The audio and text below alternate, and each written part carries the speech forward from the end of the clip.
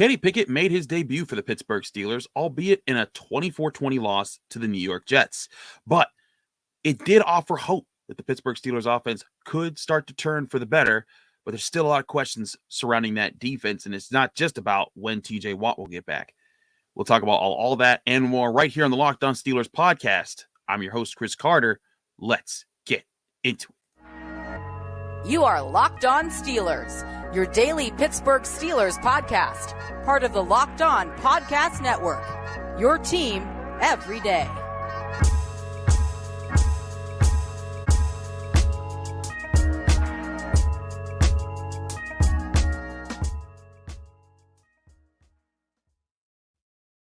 Hello and welcome to the Locked On Steelers podcast. I'm your host, Chris Carter, bringing you your daily dose of all things in the Pittsburgh Steelers. As always, you can find the show on Apple, Spotify, Google Podcasts, Odyssey, and YouTube.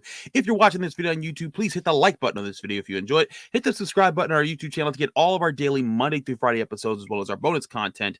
We thank you for making the Locked On Steelers podcast your first listen every day. Today's episode is brought to you by Prize Picks. Prize Picks, of course, is daily fantasy made easy. Just pick 2 to 5 players, and if they score more or less than their Prize Picks projection, you can win up to 10 times your money on any entry. First-time users can receive a 100% instant deposit match up to $100 with promo code Locked On. That's prizepicks.com with promo code Locked On. All right, Steelers fans, let's get to the nitty-gritty. We got to talk about Kenny Pickett, y'all. I told y'all that when I talked to y'all going into the Browns game, right, I said, hey, I think the Jets week is the game. And then Mike Tomlin was like adamantly, no, that ain't happening, all that stuff. And it was just like, well, I guess it's not the game. So maybe it's the bye week. It was the Jets game, just halfway into the Jets game. And I think that there's been a bit of a debate. Of course, was it going to be the right move? When were they going to do it? There was half of the Steelers fans that were saying, no, give Mitch a chance. There half the Steelers fans that were saying, put Kenny in there. I'll say this. You look at this game, the Steelers didn't lose this game just because of Kenny Pickett throwing 3 interceptions. One, the last interception was a Hail Mary. You throw that away. That's just hit. He gave his guys a chance. Hey, go get this ball, and you just see what happens. The first interception could have been thrown earlier and given Chase Claypool a better shot at it, but it was still a 50-50 ball that Chase Claypool needed to win over a guy that he was, I think, like 5 or 6 inches taller than. I wasn't mad at that. The one pick that you can really put on Kenny Pickett is that he shouldn't have stopped, turned around, and tried to hit Pat Freiermuth all the way across the field. It bounced off his hands, and he did admit afterwards that he should have thrown that away. But take those, you take that one mistake out and look at everything else. He was composed, even with pressure in his face. It was Quinnen Williams who hit him dead in the chest, knocked him down as he was hitting Pat Freiermuth to execute a drive and get them into goal-to-goal situation. And as he's getting picked up, Kenny Pickett's like looking and smiling and laughing and like saying like, yeah, I'm here now. Let's do this. That was swagger. That was confidence. That was leadership stuff from your quarterback spot. It's one thing to be a leader and just being like the guy who shows up early, the guy who says the right things, but you have to have a commanding presence. You have to command the huddle. You have to command the field. And truly, that's what Kenny Pickett did almost every time he stepped in this game. He came up to the line of scrimmage. He was, whenever you saw stuff, he understood where he was going. He threw 13 passes, completed 10 of them. Yes, 3 of them were intercepted. But again, one I really put on him. The others were, one was a Hail Mary, one was a jump ball that should have been picked off. 120 yards, but each time he was out there, you saw him kind of processing what he had to do, what he was going for, and how he wanted to attack the defense. He had a plan each time, and you can't say that with Mitch. Mitch was gun shy half the time. He didn't understand what he was doing. And what's crazy is Mitch Trubisky was, I think, this was his least incompetent performance for me with the Pittsburgh Steelers. He was understanding a little bit more. I think he was robbed by Deontay Johnson dropping that pass. Yes, it was tipped at the line of scrimmage, but the interception that he threw should have been caught by Deontay Johnson. He was paid wide receiver 1 money. That's a wide receiver 1 play that you need to make. And then he throws a pass to Deontay Johnson in the end zone, which I thought was Mitch Trubisky's best pass as a Pittsburgh Steeler, and Deontay Johnson just misses getting his last toe in. And if Deontay Johnson does those 2 things, it might not be Kenny Pickett day. it might have been Mitch Trubisky for the rest of the game. But it didn't work out that way. That was not how the cookie crumbled. And Kenny Pickett went in, and I thought he looked sharp. And to explain to you, what I'm saying is that, like, I haven't been able to do the full all 22 film review because that's not out yet. But when I was looking at just from the press box, just watching from the eye in the sky there, I mean, you could see him understanding, hey, this guy's breaking up at this time. I'm going to throw it here. This is a one-on-one spot with George Pickens. I'm going to throw it there. And George Pickens finally getting the looks that he deserves. 8 targets, 6 catches, 102 yards. That's what they've been waiting for. And if you had any doubt about Kenny Pickett and the command that he had in this game, and in a game that he had no reps with the first team all week long, wasn't prepared to be the starter going into this game, he was just waiting for his turn, he looked and sounded strong. There was one play where he called out an adjustment at the line of scrimmage, and I thought it was an audible. He clarified it wasn't an audible. It was actually a protection switch. But still, for him to understand where he's got to shift the protection so that he could get the ball to George Pickens on this play, I thought was impressive. Listen to how he talks about that play and the next couple questions here, and you'll get a sense of the demeanor that I'm talking about when we're talking about Kenny Pickett. Kenny, there was a play where I think you approached the line, looked like you were talking to the guys, and then you hit Pickens on the left sideline in the third quarter. Was that a hot route or a full audible? What was that? No, I just wanted to get the protection right, so I had time to get it off. I knew where I wanted to go. I knew I had George one-on-one. I wanted to slide the line left. I would drift a little bit. Jalen would come across and pick up the end-man on the line of scrimmage. And I knew I'd have enough time to get it off. It's a fade, 3-step. I'll get it up and down. Definitely a good play that got us in the position we wanted to be. But then, the outcome wasn't what we wanted. Did you see zero coverage on the deep ball? Pass down the middle of Fryer, but when the big guy was right in your face. You talk about that play? Yeah, I mean, listen, third down, 88 does a great job. It kind of, it was a little similar to the Jacksonville play. I felt like in preseason, trusted him he was going to be where he was, and, he ran a great route. I wanted to give him a chance, and, our line did a great job, I thought, all day. That group has improved tremendously. I think they're definitely the strength of our offense right now, and we're kind of taking their lead.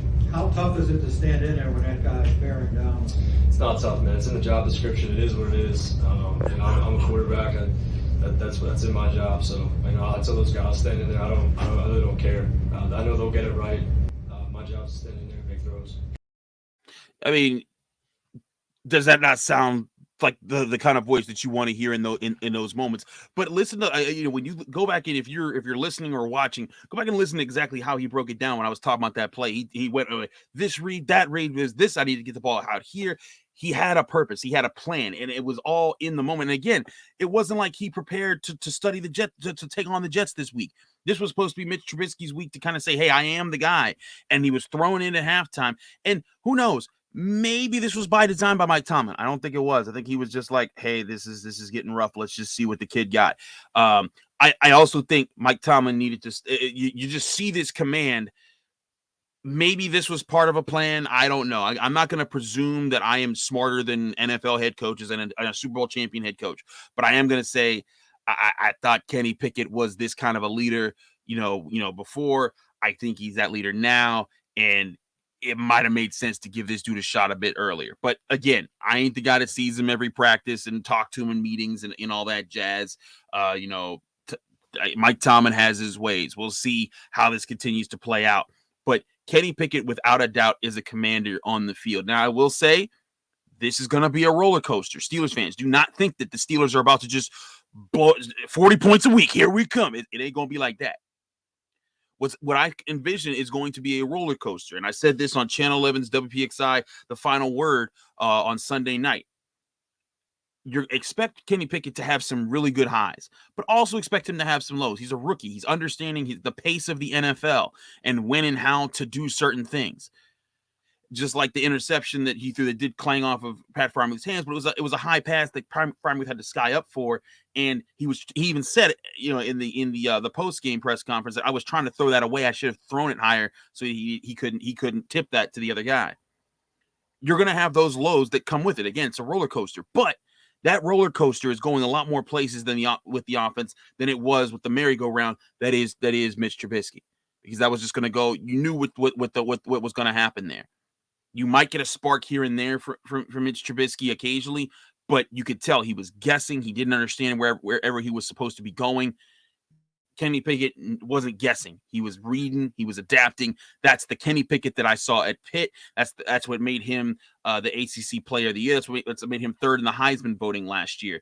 He's a commander. He understands, and I think he carries himself extremely well, and there's a lot of future in that. We're going to get to look at the All-22 and evaluate things more, but live, I mean, you all saw it on television if you were there. If you were at Acrisure Stadium. Also, shout out to all the people that I met at Acrisure Stadium. A lot of you guys said hi and said that you liked the show.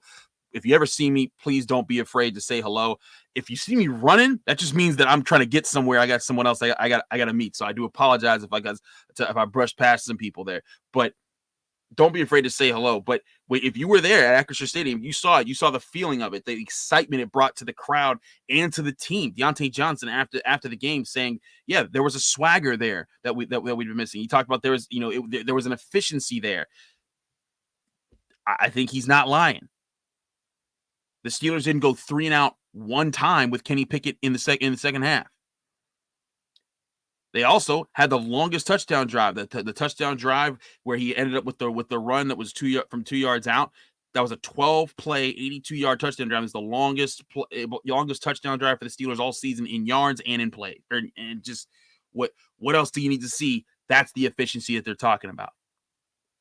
There's a lot more to explore with Kenny Pickett. We'll do that all week long. We got a lot of time leading up to this upcoming Bills game and a lot of time to talk about that. But this defense, a fourth quarter collapse, 2 touchdowns that was unacceptable to a Jets offense that they should not have given up those points to. We'll talk about that in a minute here on the Locked On Steelers podcast. But first, we got to talk to you guys about our good friends over at Prize Picks. Now, if you're not familiar with Prize Picks, I talked about them earlier. Prize Picks is the new daily fantasy game that you need to get up into because it is an awesome opportunity for you to make money. It's a lot easier than the other daily fantasy games because other daily fantasy games you go in and you'll be playing against a million people and you just have to hope to get lucky. It's not like that. Prize Picks is simply just pick 2 to 5 players, and if you think that you have a beat on their fantasy days, you'll be given a more or less stat on each of those players, and all you got to say is more or less. For example, if you thought that Kenny Pickett was going to score 1 touchdown in this game, or more than 1 touchdown in this game, and that was his marker, then you'd say, hey, Kenny Pickett is going to score 2 touchdowns. You bet more, you win your bet. Again, 2 to 5 players with every entry. You can win up to 10 times your money with any entry over at Prize Picks. You're not competing against others. You're just guessing more or less on your picks. And this isn't just the NFL. With Major League Baseball getting ready for the playoffs, you can do that too. NBA and NHL right around the corner. You can also do it with college sports and so much more. Download the Prize Picks today or go to prizepicks.com to sign up and play daily fantasy sports. And first-time users can receive a 100% instant deposit match up to $100 with promo code LOCKEDON. If you deposit $100, you get another $100. It's that simple. Don't forget to use that promo code LOCKEDON, LOCKEDON, for your instant deposit match up to $100 of prizepicks.com.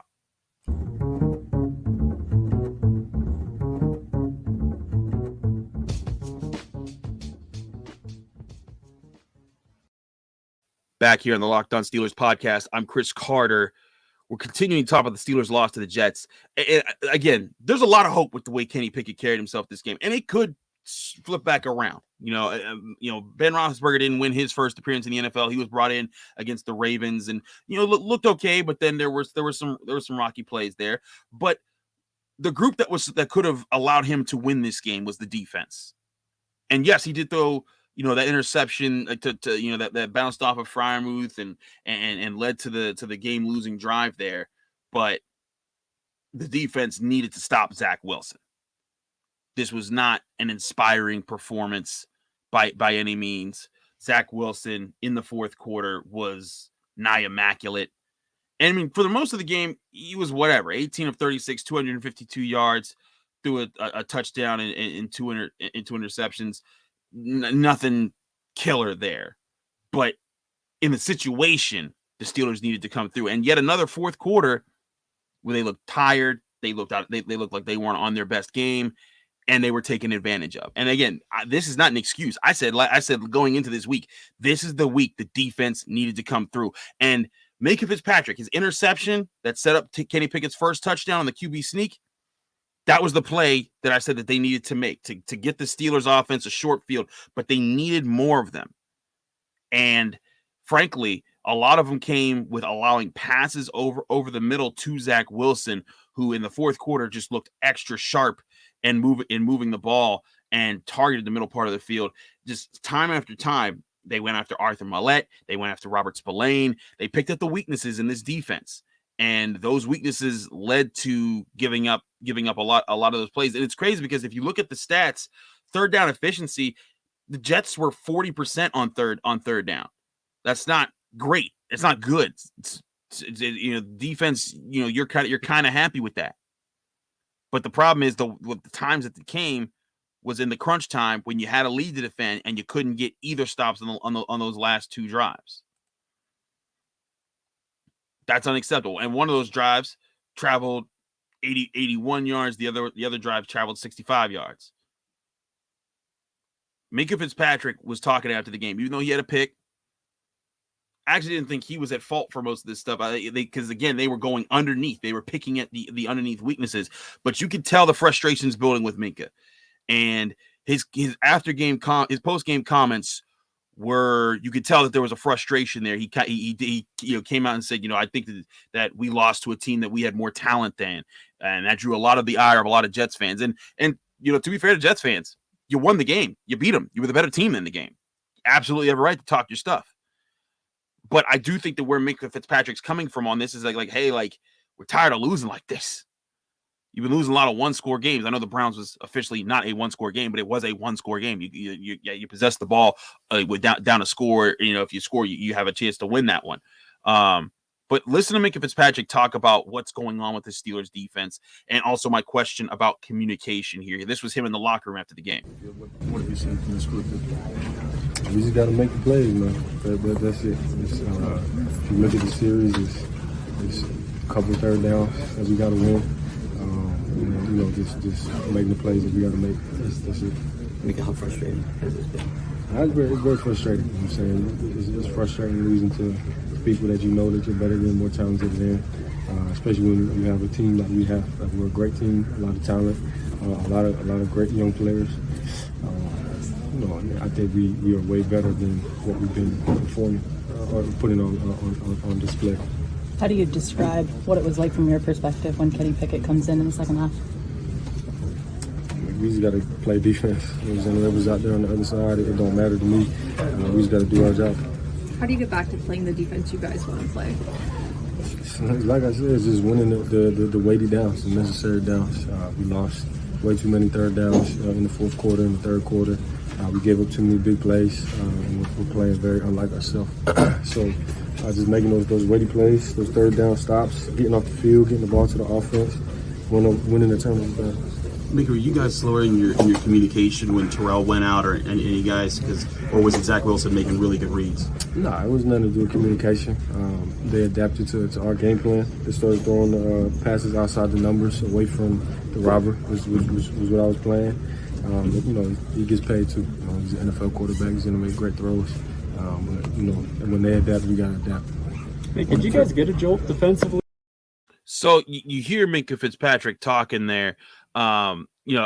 Obviously just there's a lot of frustration there. And Minkah Fitzpatrick, this is who he is. He's been a fighter. He's been a leader. He wears his heart on his sleeve, and you want that from a captain because he's going to give you his best game every day. But he's right. The Steelers put him in the middle part of the field to say, hey, throw to the boundaries. But eventually, with the injury to Ahkello Witherspoon, that led to Zach Wilson saying, hey, let me go to the players that aren't doing well for the Steelers, and that's Arthur Maulet and Robert Spillane specifically. And those guys were getting open. He also, I think Zach Wilson deserves a lot of credit for buying time, staying focused in this game, because the Steelers did get pressure. They didn't get home a lot, but they did get pressure that forced him to kind of get outside of himself. But he would break the pocket, settle his feet, and find open guys and keep plays alive. That's good part of his part. And Minkah's like, hey, those guys get paid too. He's absolutely right. But this is supposed to be a defense that was supposed to be able to carry the Steelers through these rough moments. Granted, they are down T.J. Watt, they are down Ahkello Witherspoon, and they were down Terrell Edmunds by that point because he went out with a concussion. We'll see what his status is there. They're also down to DeMonte KZ, who they paid money to kind of be that third safety to help the middle part of the field. So, yeah, they're banged up. They're missing guys. But they're still frustrated because they got a rookie quarterback on the other side. They had a chance to get him his first win, and they blew it. And there's no other way to say it, but they blew it. And it's not just the secondary. We'll get to the defensive front in just a minute here because they weren't good either. But there's definitely a push there. He's talking about the execution needs to be there. He talks about what they can do. I don't think that this group is incapable of playing good to very good defense, even without TJ Watt. They need TJ Watt to be great. There's no doubt about that. But a good defense on a day like that gets one stop out of two in the fourth quarter there. They were not a good defense in this game because you folded late. Early on, I felt like they were holding their own. But, there were moments, there were technique moments that I thought were not good. There were mistakes that were uncharacteristic. And he even said uncharacteristic. That's not who they've been. That's not who they need that they see themselves being. I think there's things that they could fix up and questions I have as far as, the preparation side of it. I still don't get putting Robert Spillane in on passing downs as much as they did. I get putting him in rushing plays. I get or lining him up to say, hey, you're rushing the passer on certain plays. But man, you got to be able to trust these linebackers to run and make some plays. Devin Bush, this was probably, I'd say, his worst of his first 4 games, but he wasn't the Devin Bush of old that was just completely useless. This was, or not even of old, of last year, because he wasn't making plays last year. The year and a half before that, he was playing very well. But there were elements to this game that just weren't sharp by the defense, and they weren't sharp in the right moments. And maybe it's still the whole fatigue thing, but again, you had a long week off. This was your chance to come in, be hot. And I said going into this on Friday, they needed to be Blitzburg. They threw blitzes at Zach Wilson. They just didn't get home, and he did a good job countering them. But I think part of what the Steelers need, they need to have their full complement of guys in the secondary that allowed them to have the rotations that they had in that first game against the Bengals and the rotations that they wanted to have. Because again, DeMonte Kesey, I think, is a big piece to that puzzle. They have to hope that he gets off injured reserve soon to get that group together. I think it's him, Edmonds, and Fitzpatrick, along with a healthy set of cornerbacks. That would do a lot. At one point in this game, you knew Witherspoon was out for the game. Minkah went down at one point. Terrell left the game and wasn't able to return. Cam Sutton went down for a bit there. And I think Levi Wallace also, I think he was the one player that didn't have an injury. But that's a lot of guys that are hurting your secondary, and the secondary that's supposed to be a big reason why you're winning football games. So they need to be healthy, but 2, they do need to be sharper. And I think that's going to be a big test of them moving forward and finding out the identity of this group long-term and what you want to invest into, because the only person that they are truly locked in with there is Minkah Fitzpatrick, which is good because he's your centerpiece for this secondary. But if you're the Steelers, Cam Sutton ain't around too much longer. And I think Cam Sutton's good. He had a crucial interception in this game that kept the Steelers alive, put them and helped them get in field goal range to shorten their deficit at the half. But, Witherspoon, Wallace, I even say Edmonds. Edmonds wasn't too bad, but, he needs to step up. All these guys, it's determining, hey, which one of these guys are going to be part of the future? Because I truly think this year or this upcoming offseason, whether it's a high top 10 pick, a mid pick, or a later, like an early 20s pick or somewhere around anywhere, the Steelers, I think, absolutely should be looking at top flight corners. I said they should have been doing it last year on top of defensive linemen. I think, and offensive linemen. But I think these guys got to remember they're playing for their future with the organization and their future being able to play next to a guy that's truly a fantastic safety in Minkah Fitzpatrick. But enough about the secondary. I want to talk about that defensive front because they weren't good either. I think that they were a big part in this too. And I think Cam Heyward said some really good things, as Cam Heyward always does. He's Mr. Steeler. He's the leader. He said some really good, interesting things that I think were true about how this defense needs to come together to be the defense that they're supposed to be this year. We'll talk about that in just a minute here on the Locked On Steelers podcast. But first, we got to talk to you guys about Built Bar.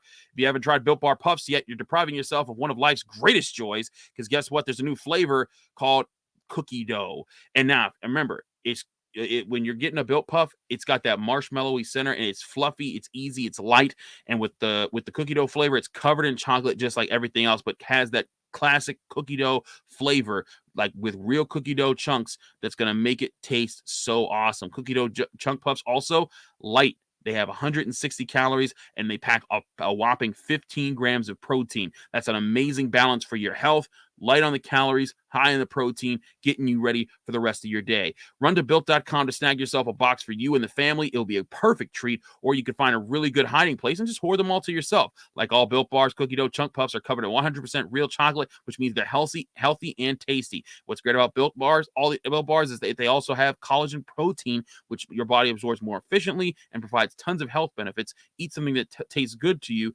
and is good for you. You're going to love the new cookie dough chunk puff flavor. Go to Built.com and use promo code LOCKED15. That's LOCKED15, LOCKED15, and you'll get 15% off your next order. Again, that's when you go to Built.com and using LOCKED15, LOCKED15, to get 15% off your next order of Built Bars.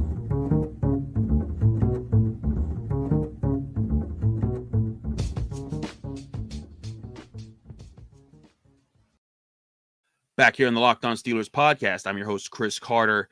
We got to talk about this defensive front. Now, I will say that the run defense wasn't putrid in this game, because there's been a couple games where it has been.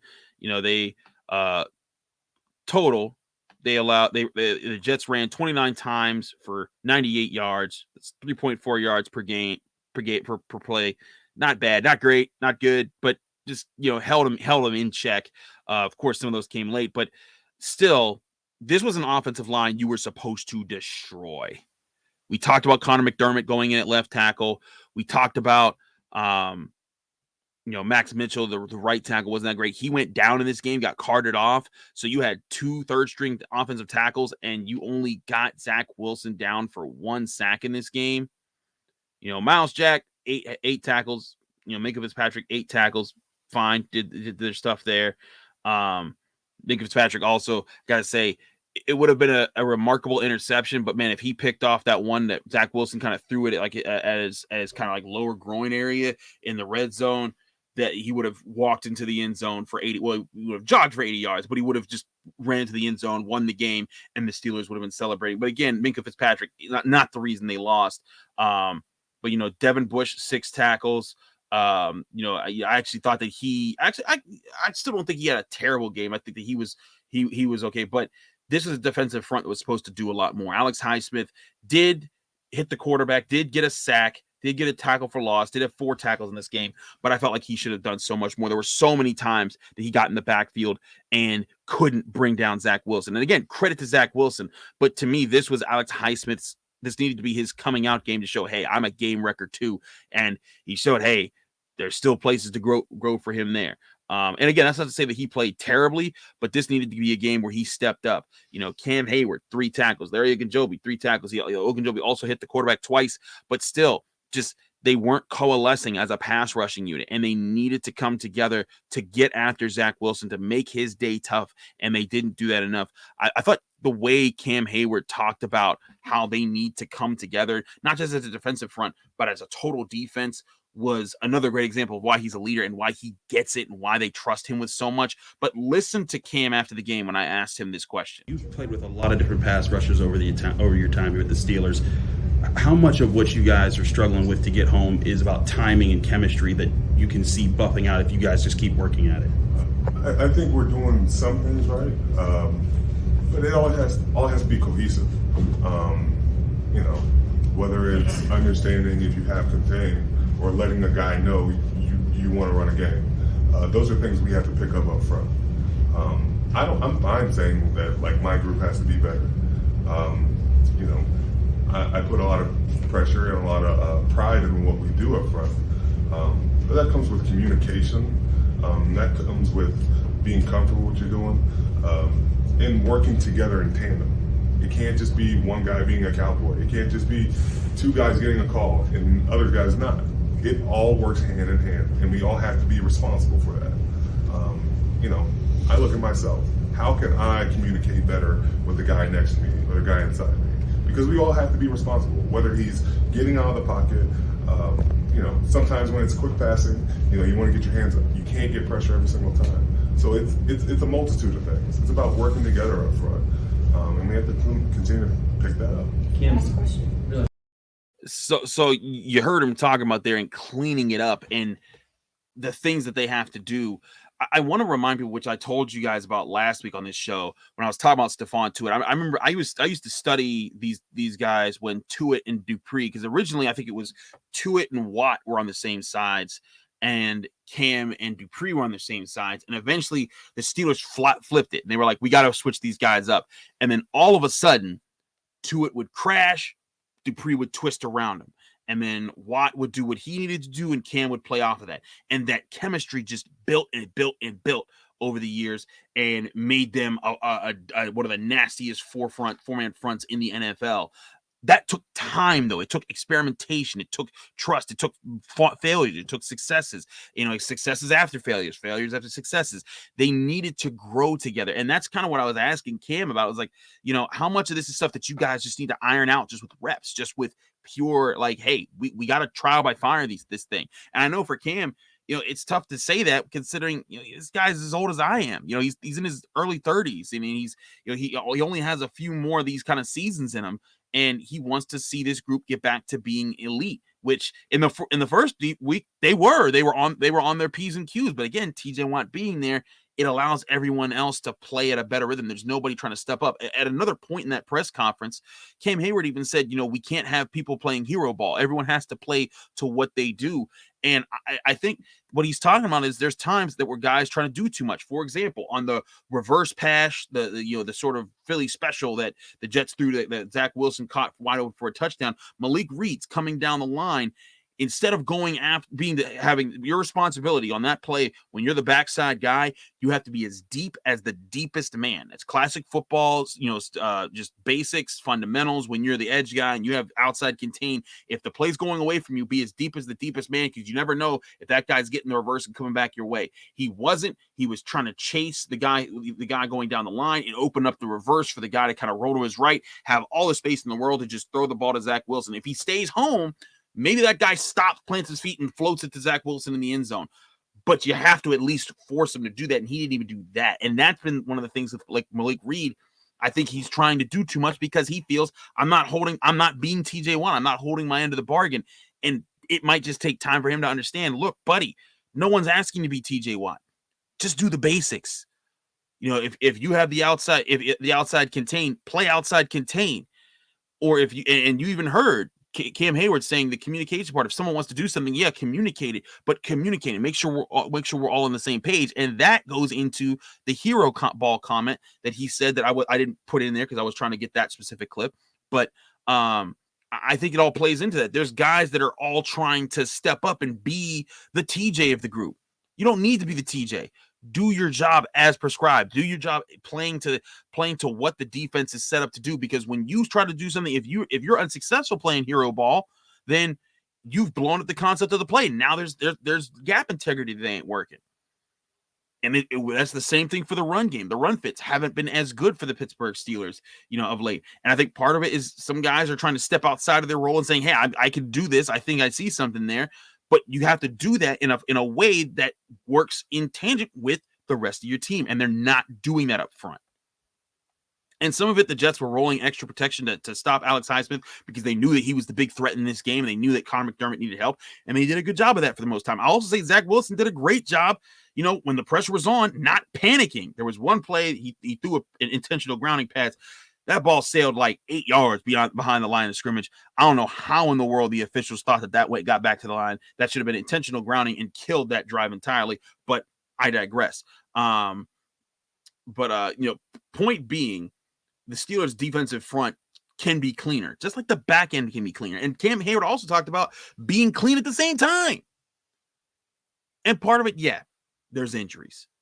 At one point Cam went down. At one point Minkah went down. The whole secondary went down. There's probably, you still don't got TJ Watt. There's certainly problems there. But this defense can be so much better if guys are playing in sync, if they understand and trust where each other are. And I think that's what's going on right now. Is that I said at the end of last week, this needed to be a week where the defense made some big plays to flip the game the other way and get the Steelers the W. And Minkah Fitzpatrick did that with his interception. But sometimes you got to let that play come to you, which means play within, do your job, and play your role in it. Don't think, I'm going to jump this pass here that I would normally wouldn't jump because I think I see something here. Now, play your responsibility. If you and you know what, certain guys get that opportunity. Minkah Fitzpatrick, he's earned that. Troy Polamalu was going to do whatever he want. Why? Because he was Troy Polamalu. But Robert Spillane ain't Troy Polamalu, and Malik Reed ain't Troy Polamalu, and Devin Bush ain't Troy Polamalu, and all these other guys. If you're a role player, be a role player, and I think that will do a lot for the Steelers defense. We got a lot more film to watch. We got a whole week to talk about it: defense, offense, everything.